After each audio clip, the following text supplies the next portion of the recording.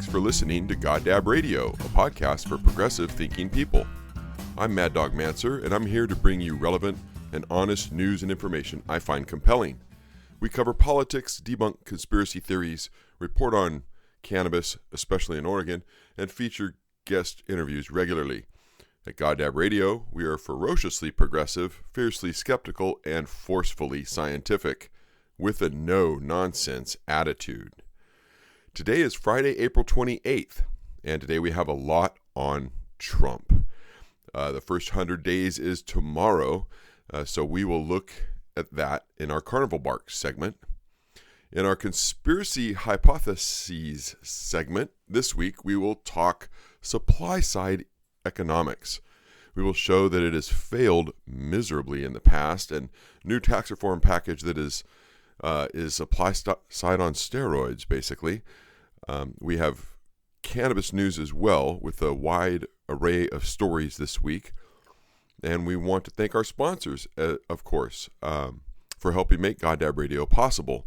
Honey Badger Sungrown, an Oregon Cannabis Connection newspaper. And thanks very much to Eric Sky for allowing us to use his amazing song, One for the Green, to open and close our show. It's perfect. So we will start off the show doing the supply side breakdown. The Reagan-era plan that put America on the path to wage disparity that is unheard of in the world. And now we are looking at another implementation of ridiculous policies that are completely unproven. In fact, they're proven to be a failure. So we're gonna kick off right here, especially with one of my favorite things to go to, of course, which is the Rational Wiki. The Rational Wiki's got some interesting things to say about supply side. They give you kind of good breakdown of what it really is. So we're gonna hit it first with that, I think.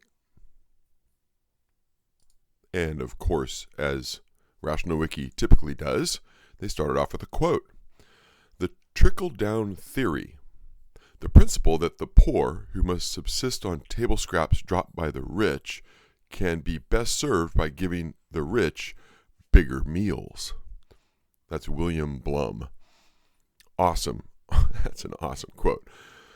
Supply side economics, or Reaganomics, as an economics theory built around the idea that giving the rich enough money, tax breaks, and deregulation, they will be freed from the constraints that allegedly prevent them from expanding their businesses and hiring more people. In turn, by expanding their businesses and employee pools, they will expand and fortify the nation's economic strength. In other words, if you feed the wealthy increased amounts, they brush more crumbs off the table, feeding those below them. During the 1980 presidential campaign, supply-side economics was reintroduced to the American political debate and, to the great surprise, not to mention horror, of many responsible economists, was actually implemented by the Reagan administration. This particular incarnation was called trickle-down economics, sometimes called trickle-down economics by detractors, or Reaganomics, since Ronald Reagan was the first president in U.S. history to fully embrace the idea. Trickle-down economics is a success in that it assists the wealthy, but doesn't help the middle class or the poor. The natural order of business is bottom-up economics, giving money to big business as opposed to the consumer to invest in the business.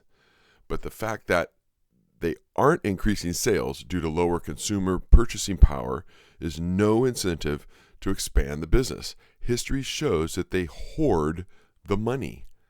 Supply-side economics as a theory has virtually no support from professional economists. It's worth noting that N. Gregory Mankiw, who was at one point the chair of the Bush's Council on Economic Advisors, actually lists supply-siders in his introductory economics textbook under a section entitled Charlatans and Cranks. That's just amazing. So what I'm going to do here is we're going to go to Center for American Progress. Did a breakdown, and it's really quite good. So I'm just going to kind of go through their headlines on this to show how it just absolutely did not work. In 1981, Reagan signed a large tax cut package into law, which lowered the top income tax rate by 20 percentage points and cut taxes for the rich and for corporations. The next several years saw numerous additional tax legislations passed, much of which represented retreats from the supply-side ideology, though. Nevertheless, this supply-side era continued into the 1990s. In 1993, Bill Clinton signed a major tax increase into law. And of course, we know what happened during the Clinton era. The economy boomed. So as they explain, investment growth was weaker under supply-side policies. The critical link in supply-side theory's chain is business investment. So proponents argue that lower taxes on the rich will spur more investment. And since investment is a key ingredient to growth, that will boost the overall economy. Of course, that doesn't happen. Investment growth during both supply-side eras, Reagan and Bush, lagged far behind that of the 1990s when taxes were higher. Productivity growth was weaker under supply-side policies. A second key ingredient to the supply-side recipe is increasing worker productivity. The theory says that more business investment will result in innovations and allow each worker to produce more, thus growing the pie for everyone. But as with investment growth, productivity growth under supply-side policies fails to impress when compared to the higher tax era. Overall economic growth was weaker under supply-side policies. With their lackluster investment and productivity growth, of course, it is not surprising that overall economic growth was behind the higher taxed era. Employment growth was weaker under supply-side policies. And of course, because of higher tax period experienced faster growth, it also enjoyed a booming job market. But not the supply-side era. Employment growth after the 1993 tax increase outpaced both of the 1980 and the 2000 supply-side periods. Income growth for middle-class households was lackluster under supply-side policies. Supply-side theory posits that when the tax burden on the rich is reduced, it will eventually help everyone. And conversely, if you raise taxes on the rich, then everyone will end up paying the price. Of course, if that were the case, we should have seen robust income growth for middle-class families under supply-side policies and stagnation under the higher tax regime. But we saw just exactly the opposite. After the tax increases, income for the median household grew at nearly twice the rate as it did under supply-side tax policy periods. Hourly earnings were flat or declined under supply-side policies. That's just easily determinable. And one of the ways that lower taxes on the rich is supposed to end up helping the middle class is by resulting in higher hourly earnings, right? They're going to pass on the money that they're saving. Doesn't happen. Our nation's fiscal health deteriorated under supply-side policies. Some of the more dedicated supply-side devotees go as far as to argue that tax cuts for the rich will result in so much additional economic activity that they will actually increase government revenues, thereby paying for themselves. That's very interesting. It doesn't happen, has never shown to happen, and that is exactly what Steve Mnuchin, our new Treasury Secretary, just said a couple of days ago. Listen to this. Well, let me first say, again, the core principles of this, we've been meeting with the House and Senate, and they agree 100%. The core business is make business rates competitive, bring back trillions of dollars to create jobs, simplify personal taxes, create a middle income tax cut. So those core principles are non-negotiable, and that's something that we all feel strongly about. As it relates to will it pay for itself, again, I think as we've said, we're working on lots of details. as to this. We have over 100 people in the Treasury that have been working on tax and scoring lots of different scenarios. This will pay for itself with growth and with reduction of different deductions and closing loopholes. Oh, yes. There you go. The old growth because of the tax cut. The increase in investment and growth will pay for it. So you don't have to worry about the decrease in revenue because the economic growth will increase the revenue in other ways. Yes, actually, no, that doesn't work. Mnuchin. I just can't believe this guy. He's such a creepy, weird dude. He's our Treasury Secretary. It's just crazy. These Goldman Sachs people and creepy financial guys that were taking advantage of people are now running our government and trying to give themselves the biggest tax decrease in history. Well, their conclusion here at CAP, the Center for American Progress, is that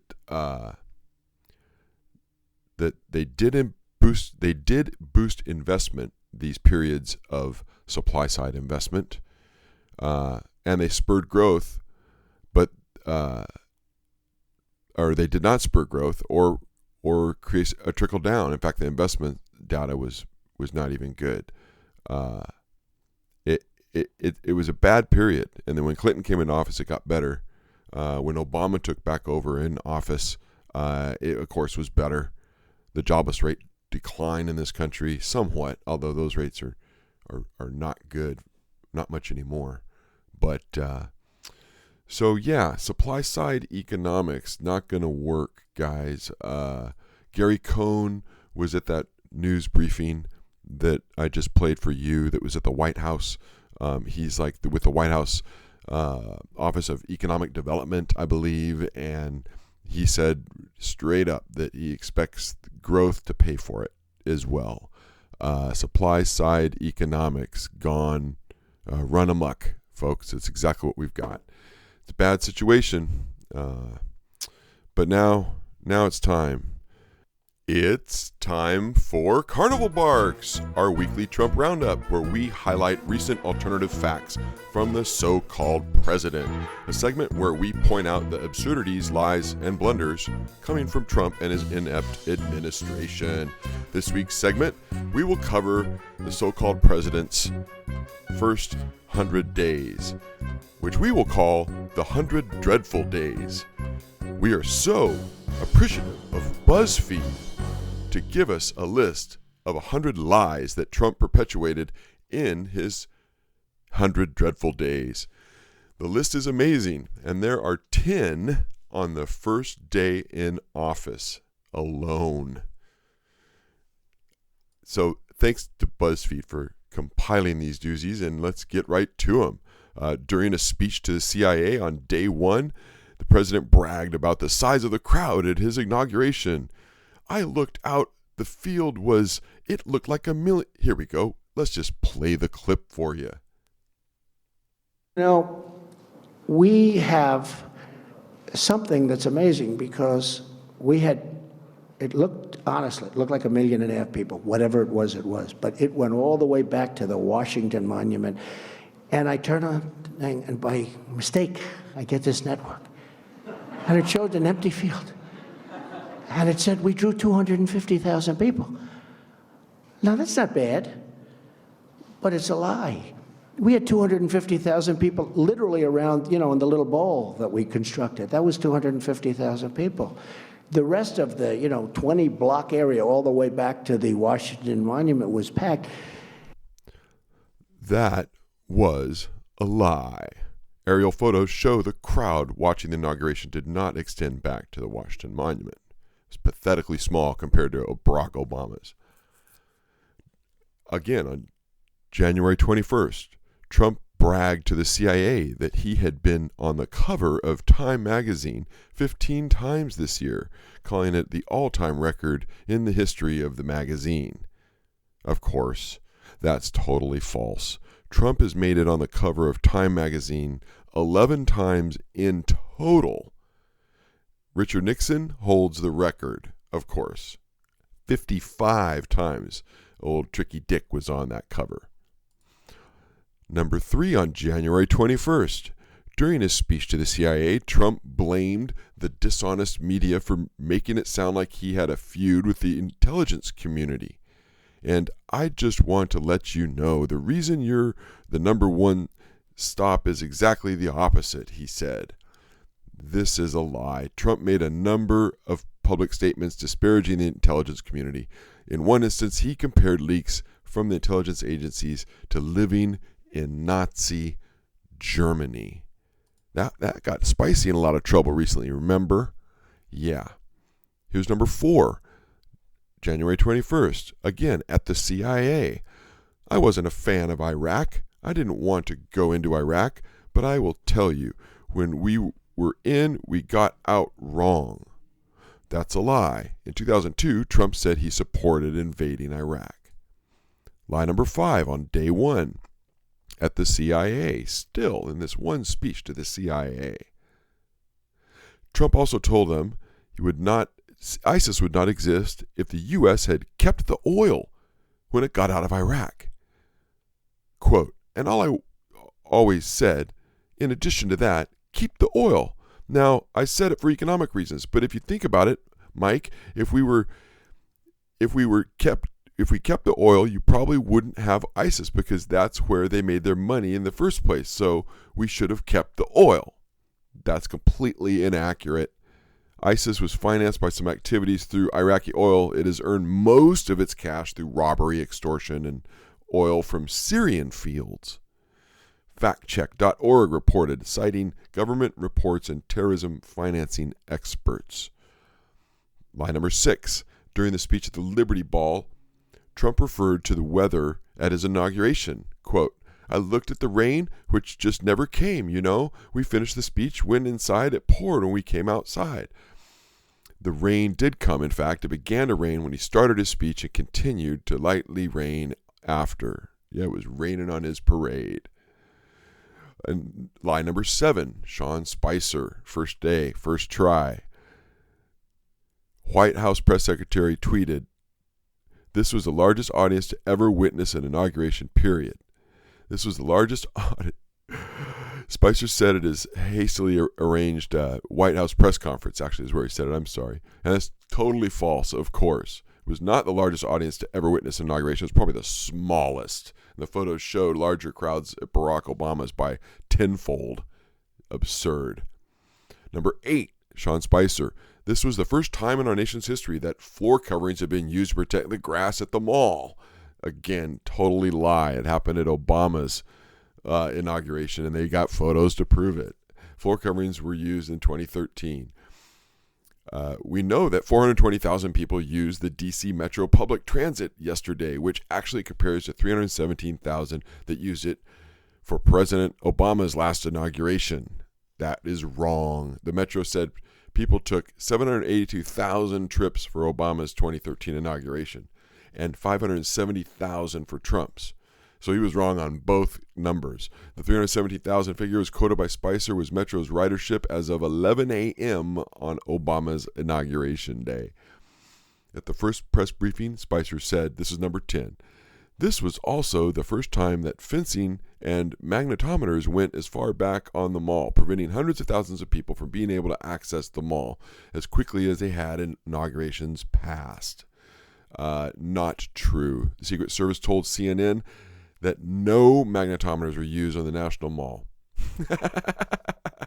Also, magnetometers had never been used in past inaugurations. What a first day.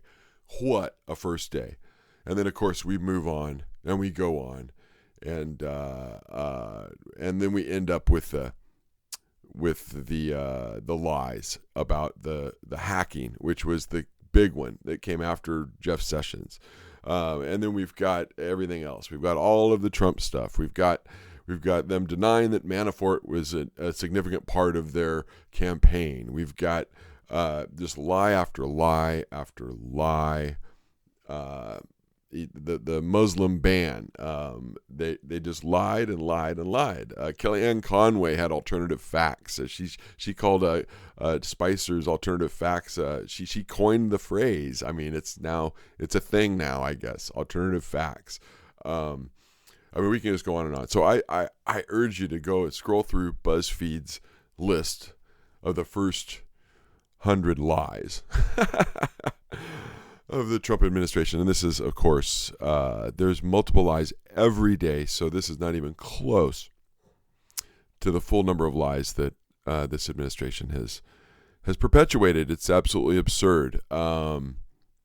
Just amazing. And then, of course, we got the conspiracy at Bowling Green Massacre. We got the Bowling Green Massacre. Kellyanne Conway was a doozy with that. She's pretty much out of the spotlight, if you've noticed. And it's only a matter of time before Spicy gets fired. But he's also got the worst and most impossible job on the face of the earth, Sean Spicer. You guys realize that, right? I mean, there's a major problem when Sean Spicer is trying to cover for his boss, because his boss tweets all the time and contradicts everything Spicy says. I mean, so it's a no-win situation. No-win situation at all. Of course, then there was all the stuff about the bombing in Syria, and there was a bunch of stuff. Him calling everything fake news. And, of course, the only good news out there is Fox. And, of course, his favorite show is the Fox Morning Show, which is just the most ridiculous pile of garbage morning news show that there is, of course. So, I can't help it. It's a truth. Truth hurts, man. Truth hurts. So we're looking at 100 days on April 29th, Saturday. And the most disturbing thing about all of this to me is now we've got some real gyrations going on with North Korea. And just yesterday, actually, Trump made these comments. Well, there's a chance that we could end up having a major conflict with North Korea. Absolutely. I really feel that he is doing everything in his power to help us with a big situation. So I wouldn't want to be causing difficulty right now for him. He's a friend of mine. I would certainly want to speak to him first. And this morning, our Secretary of State made these comments to the United Nations Security Council. All options for responding to future provocation must remain on the table. Diplomatic and financial levers of power will be backed up by a willingness to counteract North Korean aggression with military action, if necessary. We much prefer a negotiated solution to this problem, but we are committed to defending ourselves and our allies against North Korean aggression. This new pressure campaign will be swiftly implemented and painful to North Korean interest. We must be willing to face the hard truths and make hard choices right now to prevent disastrous outcomes in the future.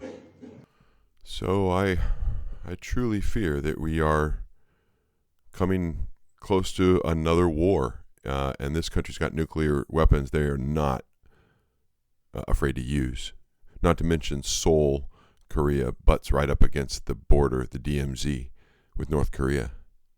And you know what? Can Rex Tillerson, he didn't say it in this because you guys didn't get a chance to hear, but can he pronounce the capital of North Korea properly, please? It's Pyongyang, not Pyongyang. It's Pyongyang. I heard Rachel Maddow call him out on that, and I really appreciate you for doing that, Rachel. So there we go. First 100 days, and we end with practical war with North Korea. We're looking at, folks. This is crazy shit. Absolutely crazy shit. So hopefully he won't be president too long. Maybe something will stick. We can impeach him and get him out of there, because it's scary. In 100 days, he's done more. Jake Tapper mentioned there's been more lies and screw-ups and stuff for the press to report on in 100 days than most presidencies have in 8 years. He said that at the National Press Club this morning. Yeah, I agree with you, Jake. All right, let's get some words from our sponsors. At Honey Badger Sungrown, they care about providing natural products. There are no chemical pesticides and no chemical fertilizers used in their cannabis grow, and they are motivated with a passion for natural cultivation. They take pride in sustainable and environmentally friendly cultivation and produce their product on the beautiful Willamette Valley floor. Honey Badger Cannabis is available at a number of dispensaries, including Grow High Station in Portland and Stash Cannabis Company in Beaverton. Ask for Honey Badger Sungrown products at your dispensary. You can visit them online at www.honeybadgersungrown.com. Are you interested in cannabis? Do you work in the industry? If so, you should pick up a copy of the Oregon Cannabis Connection newspaper, available at over 380 locations across Oregon. We cover cannabis news and provide solid information on cannabis in Oregon and nationwide. Find us online at www.occnewspaper.com or pick up a copy at one of our distribution locations. We offer an interactive map on our website for your convenience. Oregon Cannabis Connection, connecting the cannabis community in Oregon since 2010. All right, welcome back to the second half of Goddab Radio for April 28th, 2017. And we're going to bring you quite a bit of cannabis news pretty much for this whole second half of the show. We don't have any interview scheduled for today, but there's a whole lot of news from all over the place. But the first and most important news to talk to you about is the cannabis testing rules changes that have been proposed.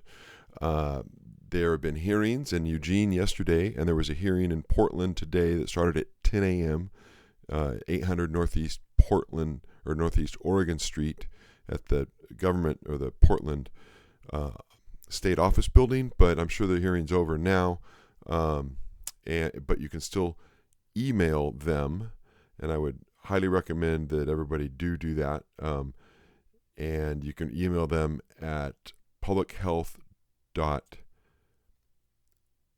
I'll have to get that for you in a minute. I'm sorry, I don't have it right in front of me. But what they're trying to do is roll back the cannabis pesticide testing in the state, basically so that these concentrate manufacturers that have a bunch of bad product can get their stuff into the market. There's really not another good reason for it. They've claimed it's because there's a backlog, but it's really, and the pesticide testing rules cost them too much, but it's still kind of crazy.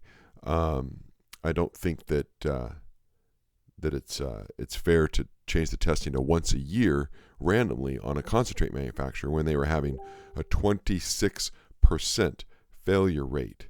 That's right, 26% failure rate on concentrates in the state of Oregon that were being tested. And that's the official number. The true number is much higher than that, because I've talked to the pesticide testing labs, at least 3 of them, and they all said 50% or better on most of theirs. 3 of them did, and then the pesticide synergistic told me a lower number, closer to what the state numbers reflected. Actually wonder if the state got their numbers just from synergistic pesticide and not checking with any of the other labs, because their numbers matched up pretty well. They're suggesting reducing the standards to pathetically low levels, a once a year random testing of these concentrate manufacturers, and that's just crazy. Granted, they may need to make a few changes to the pesticide testing rules, because they are sort of onerous for the number of samples needed for concentrates. I think that's probably a little bit high, because they're worried about homogeneous mixtures of these viscous concentrates, but I don't think that once annual testing is a good idea. Nitin Khanna, who is the CEO of Cura, wrote a letter to the Oregon Health Authority's Andre Orso, who's the director of the Oregon Medical Marijuana Program, and directly suggested that they do once a year random testing on the concentrate manufacturers. And it's exactly what was proposed by Orso to the RAC at a meeting in February. At this meeting in February, the other members of the RAC, other than Orso and maybe 1 or 2 others, did not know of these plans and these proposed changes that were going to be introduced. So there was a single meeting where these were introduced, discussed briefly, and then put to public comment. They didn't ask the members of the RAC about this and get any significant comment before they had already decided to put these rules to public comment and to try to get them instituted. Now, I understand that some companies may be stuck with a bunch of bad tainted concentrate, but personally, I think it's because they didn't take the time and due diligence to check the product they were blasting and that they were extracting from before they extracted it. Diligently check it. I've spoken with a number of concentrate manufacturers. That's exactly what they do. They, in fact, can run miniature batches in order to test the concentrate to make sure it isn't going to be hot with pesticides. What's also disturbing is that these pesticides that they're being coming back hot for are allowable pesticides, but they're put on way too much. And some of these tests are coming back 500 parts per million when they only allow 1 part per million or 0.1 part per million. 500. I mean, terribly, terribly contaminated products, some of these. So what we're asking is that they not make this hasty rules change. There is not that big a shortage of concentrates anymore on the market. The testing turnaround time is under a week for almost every lab. The only problem they're having right now is that there's a shortage because there's too many pesticides in the concentrates. So if you're a consumer that doesn't mind smoking unknown pesticides in your concentrates, then you go ahead and email the public health folks and you let them know that you're fine with changing these rules. But if you care, I would strongly suggest that you contact them and tell them that you want them to not make any changes to the pesticide testing rules. They should not be doing that until they have pesticide failure rates at like 1%, something along the lines that they have with vegetables and food. I'm just saying they need to do this right, and they need to not be hasty. And I think they're being way too hasty, personally, if you ask me. So the number to contact, let me get you that here. The number to contact is, oh goodness gracious, publichealth.rules@state.or.us. They email your comments to publichealth.rules@state.or.us. Tell them you want clean, safe cannabis. Don't change the testing rules. The prices for your concentrates are okay. They're not being raised that much by the pesticide testing. All right, so that was a key important thing that we had to get out of the way because the comments are only taken until Sunday. So please comment if you can. I think it's really critical. Believe it or not, we had a congressman from San Fernando Valley in California, Sherman Oaks area of San Fernando Valley, California. Representative Brad Sherman tweeted this amazing, crazy tweet after meeting with the president when they shuffled all these Congress people together to discuss the North Korea threat.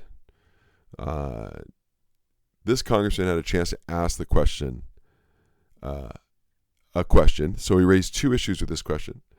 He says in his tweet, I raised two issues.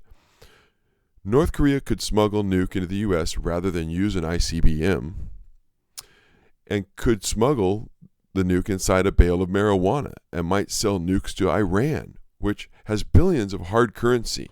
Waiting for answer. Yeah, you heard me. You heard me right. I said that. What person has been awake, living in California, and read a single newspaper in the past 5 years that does not know that North Korea is not a source of marijuana? What kind of constituent would elect such an ignorant person?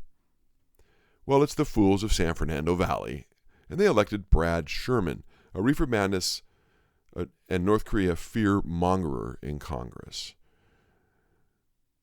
And just how stupid an idea was this? It's beyond stupid and smacks of the ultimate fear-mongering from this little scared Republican from Southern California. He was able to wrap the nuclear arsenal of North Korea and their crazy leader up with the burgeoning cannabis industry to create a kind of cannabigotry that rarely shows its ignorant, scared, and ugly face anymore in Congress. I can only imagine the looks on the faces of other reasonable leaders that were present. What is disconcerting is that this representative from the Sherman Oaks region of the Golden State was very reasonable, almost liberal, has very reasonable and almost liberal views on many other subjects. He has gone after Trump repeatedly for a number of issues. He even believes in climate change. Amazing. Unlike many ignorant conservative Republicans. But having reasonable stances on reasonable issues does not excuse his buffoonish comment he made on Twitter. I'm not alone. A couple of his Twitter followers called him out on the ridiculous comments, including Nuke Lelouch. Nuke said, "I think you're a straight shooter for the most part, but missed the mark here. No one's lining up North Korea Kush. The best bud is grown here in America." And then this perfect response from Snake Handling Atheist. That's our Twitter handle I find quite amusing. Are you out of your fucking mind? Americans buying North Korean grown #marijuana? Did you think this through? I don't think he did. I show up this dolt backtracks on his comments and apologizes for them, or comes out and explains they were a joke. Was he being sarcastic? If so, I apologize for the attack, but sort of. But that's a dumb way to be sarcastic. I'm sorry. Just stupid, really. My God, I just tell you. And then we got this. We got this dolt. This is just an amazing development. What else do I call it? The drug czar's office is spreading reefer madness fears with a retired Kentucky trooper. I just posted this today on OCCnewspaper.com. The director of the National Marijuana Initiative, part of the Federal Office of National Drug Control Policy, or the Drug Czar Office, told a group of Wisconsin youth and adults that marijuana is, quote, generational nightmare, unquote, because you think it is safe. Youth to Youth for Change, a small nonprofit in Rock County, Wisconsin, arranged for the presentation at St. John's Evangelical Lutheran Church in Beloit. According to GazetteExtra.com, only about 35 people attended the event, which gathered Ed Shemela of National Marijuana Initiative, a retired Kentucky State Trooper, and Dr. James McNeil, the local Mercy Health EMS coordinator. They addressed the prevalence of recreational marijuana and the decreased perception of risk they believed is putting our youth in danger, twisting the truth and making ominous claims. GazetteExtra.com reported, quote, "Today marijuana isn't what it was 10 years ago," Shemela said. He noted that the drug is more potent now than it once was. 29 states have legalized some of the marijuana for medicinal use, and 8 states in Washington, D.C. have legalized it for recreational use. Still, Shemela said, it's the most misunderstood and dangerous drug on the market. Dr. James McNeil, Mercy Health EMS coordinator, agrees that marijuana use can be dangerous, but described it as the most dangerous drug on the market might not be a fair assessment, he said. It's hard to rank one drug over another because no one knows what's in a drug that's produced in someone's basement, he said, noting that it's best to avoid drugs altogether. It's not a respiratory depressant, but that doesn't mean it's not dangerous, McNeil said. You can hallucinate and walk out in front of a car, and that can kill you just as much as not breathing from a heroin overdose. Fuck, man. What the hell are we dealing with here? Are you kidding me? look, their statistics are debatable that they had also mentioned. And the idea that people hallucinate on marijuana and would walk out in front of a car is taken straight from the Reefer Madness playbook. What is even more amazing is the director of NMI found it is a good use of his time to speak to 35 people with unfounded fears that wasted part of their day to attend this event. Right? I'm just saying, 35 people. This is not the first time Shemelia has spoken to such a small group and spread his nonsense and fear. Just last September, he gave a similar talk in Kentucky, his home state. In that presentation, he showed an image of his cousin lying in a hospital bed on a respirator and claimed the young man overdosed on edibles and a dab he obtained in Colorado. He went on to say, quote, "This is an everyday occurrence in Denver," unquote, and claimed this happened 3 or 4 times a day to kids. I think the drug czar's office is wasting taxpayers' money to perpetuate bad science, reckless prohibition, and incorrect information about a plant that is safer than alcohol, cigarettes, and prescription drugs. That's what I think. Time for a so-called president to clean house at the NMI. But that's just a dream. Oh, yeah. We got some crazy crap going on with Reefer Madness now that Trump's in office. People are feeling, well, this guy was doing it before Trump. I mean, last September, really. I'm just saying. That's just kind of crazy. Yeah. Here's a great piece on diabetes. It's more than blood sugar. This is from Dr. Alan Frankel, MD, from Greenbridge Medical down in Southern California. On Diabetes Alert Day, back on March 28, he wrote this. And he wrote, "It is fitting to discuss not only attempts at managing the disease, but also contributing factors and other conditions related to the disease. For some time, I have been recommending whole plant cannabis CBD for patients with diabetes. We have seen a substantial lowering of their glucose levels in those with type 2 diabetes, including several patients' hemoglobin A1C levels normalize, so they are able to stop their type 2 diabetes medications." The first time I saw this with a diabetic, he called me after having some hypoglycemic episodes while taking CBD in addition to his metformin. I told him to stop his metformin and continue his CBD. His glucose levels normalized, and he remained off metformin. This is a good demonstration of blood sugar control over a 3-month period. With any patient with type 2 diabetes, I warn them about this. See, there's some drug interactions going on here that he's talking about, and people need to be aware of this. This happens with my heart medication that I take, actually, and I'm aware of that.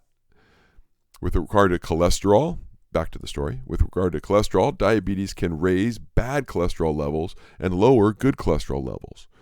Once a patient's blood sugar levels are stable, if they are on a strain, I will often discuss with the patient and their primary care doc the idea of stopping the statin. If they're on a statin, stopping the statin and monitoring their cholesterol levels. The drop in cholesterol is not overnight. It can take some months for reasons we don't yet understand.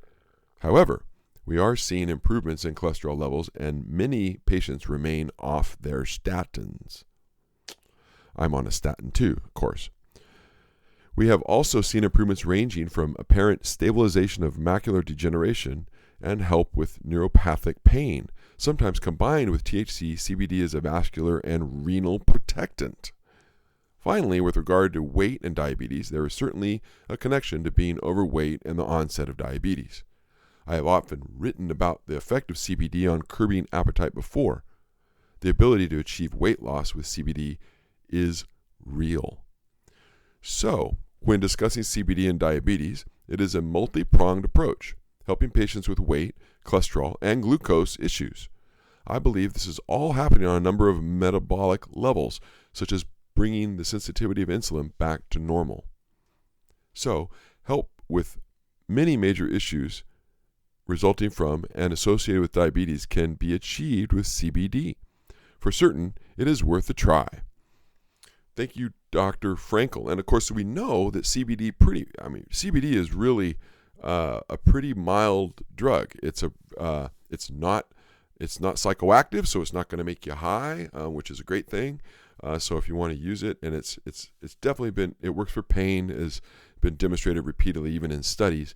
Obviously, it works for seizures. We know that, but apparently, from Dr. Frankel's, I would call it more anecdotal evidence. It's not like he did a study on this, but he has patients that he's dealing with that he has direct anecdotal evidence that it works well to help with a number of aspects of diabetes. I think that's great.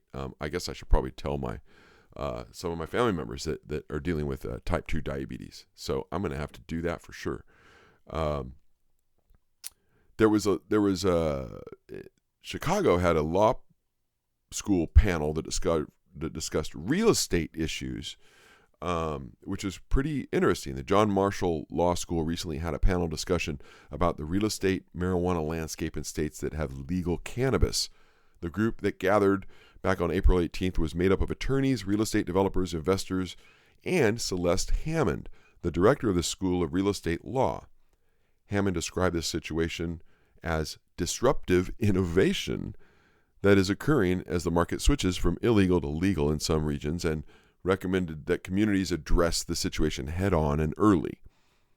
John Marshall Law School reported, Peter Eisenberg and John Collins, principals of Clark Street Real Estate, brainstormed with me nearly a year ago about disruptive forces in the real estate industry and in the law. The legalization of medical marijuana is a disruptive force to other long legal drug companies and to those distributing alcohol and tobacco as well.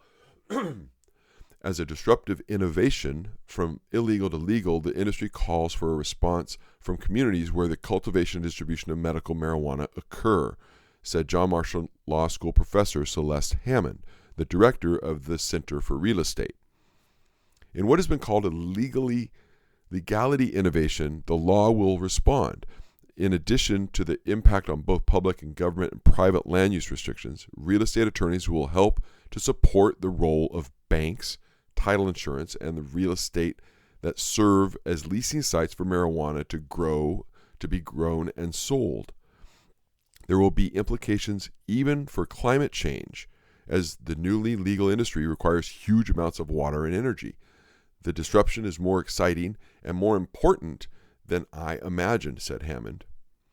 In a wide-ranging discussion, the panelists agreed that legalizing marijuana usage for medicinal and recreational purposes will continue to grow nationwide, and advised audience members to keep abreast of changes in federal and state laws to knowledgeably participate in the industry. They also delved into the communications surrounding lease on properties, banking laws, and how they can impact marijuana businesses, and zoning issues as well. They discussed the need for entrepreneurs and developers to find creative ways, quote unquote, to operate around the existing codes. They agreed the legalization of medical and recreational use will continue to expand. Smart discussions like this are needed in every state that is dealing with cannabis legalization. The smart move is to have these discussions before the problems arise so they can hopefully find a reasonable solution to these issues. Kudos to the John Marshall Law School for tackling this important subject. I believe the John Marshall Law School is in Chicago, from the sounds of where most of the folks who participated came from. So, yeah, I think that's just that's really great. We needed to pay attention to this. I was saying all along that the rural residential properties in Oregon were not going to be able to grow commercially under the recreational system here, especially when you start talking about 2 acres of commercial grow, and say you're in a rural residential area of 5 acre, that's just a large lot of marijuana. And if you put up large greenhouses on the property, and it's truly a commercial, practically industrial, but not really, but commercial farming operation, it doesn't really belong in rural residential land. And I warned folks that there was going to be restrictions.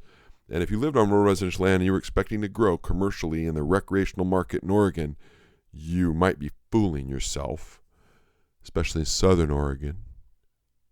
Turns out I was right. Of course I was. I mean, of course, that's just logical to me. People in the marijuana industry want to act like it's a tomato plant, and that the guy down the street's growing tomatoes and selling them at the farmer's market. I ought to be able to do that and sell it to a dispensary. But not if you're a commercial garden growing acres of cannabis. Medical marijuana grows, hey, they've got some options on their rural residential lands in most of these counties. So they're not really running into these problems, Anyway, that is what that is. So let's give a shout out to John Marshall University. It is, amazing to be hosting those kinds of things. Hey, you need to check out the OCCnewspaper.com website and check out some of our recipes. We've got some great recipes happening on our website, and we're really kind of excited about them. And I think you'll like them too. Heck yeah. We also wanted to remind you that the Rohrabacher-Farr Amendment actually is supposed to expire here in a day, and that's not looking good. The Rohrabacher-Farr Amendment to the budget from a couple of years ago needs to be specifically re-upped.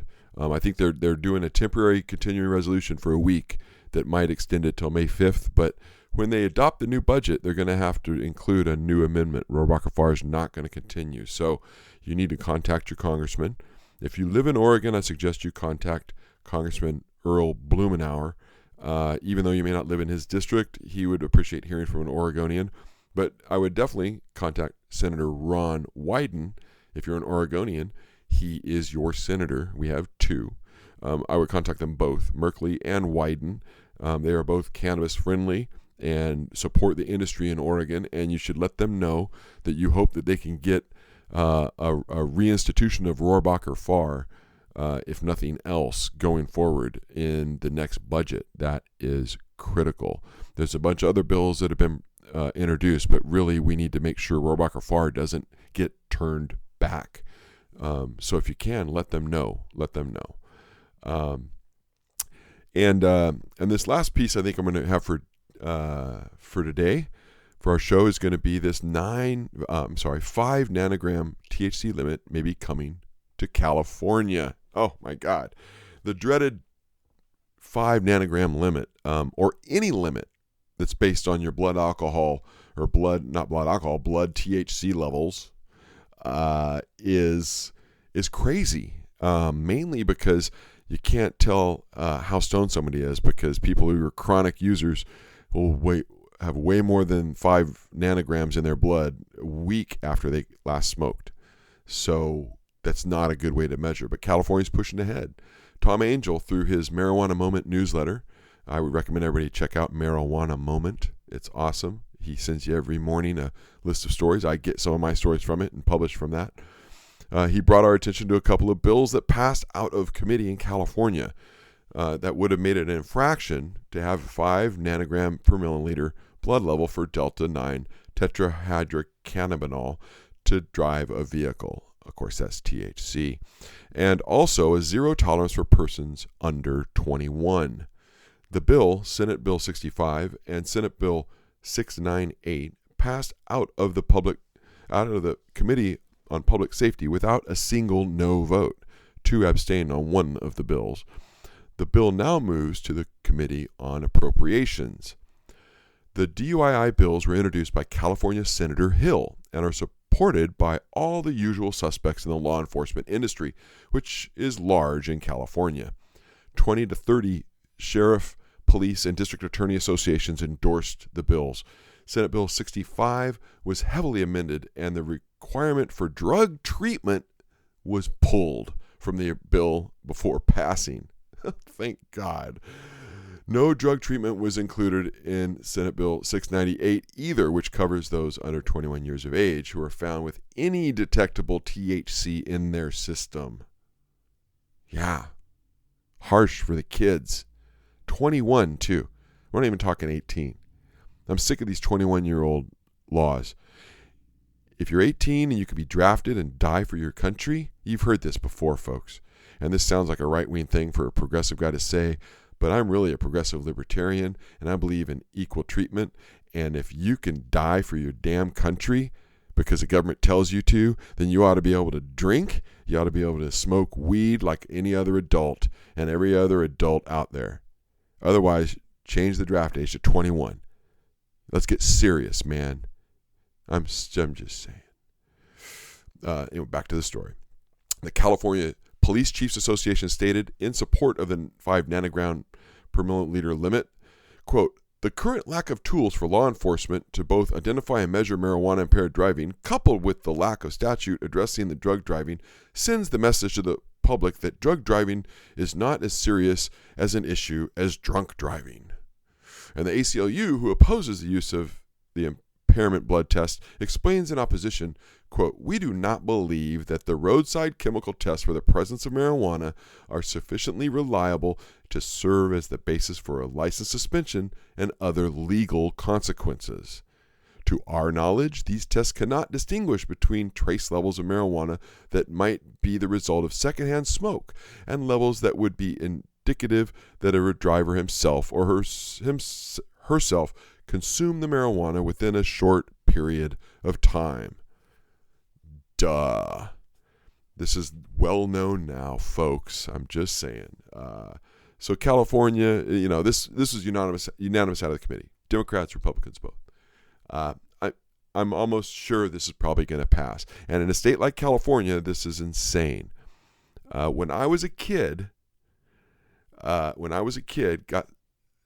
wasn't me, but I can't say who it was exactly, but it got stopped by the cops. I think 17 years old was his age, smoking weed in the car. I mean, this was on Main Street in my hometown, which is like American Graffiti in the day. Bumper-to-bumper cars. And the police smelled the marijuana, so they pulled him over and they gave him a ticket for possession. They didn't give him a DUI. Again, this was probably 1981, so maybe the DUI thing was not such a big deal. Mothers Against Drunk Driving hadn't really cracked out of their shell at that point. I don't know what you want to call it. But anyway, yeah, it was just a possession charge, which in California in 1981 was a misdemeanor. It was an infraction, actually, I think almost. Now I think it's a citation. Thanks to Arnold Schwarzenegger. So anyway, Californians, you ought to call your state representatives if you listen to this show, and you ought to give them hell and tell them do not support Senate Bill 65 or Senate Bill 698. They're both completely unreasonable. Crazy. All right. Well, that was quite a little bit of news there. I hope you enjoyed our show. You can catch us every Friday. We're on at 3 p.m. You can download our podcast at www.goddabradio.com. And, of course, you can also pick us up on iTunes, Stitcher, Google Music Play, TuneIn. We're on all iHeartRadio now. We're on.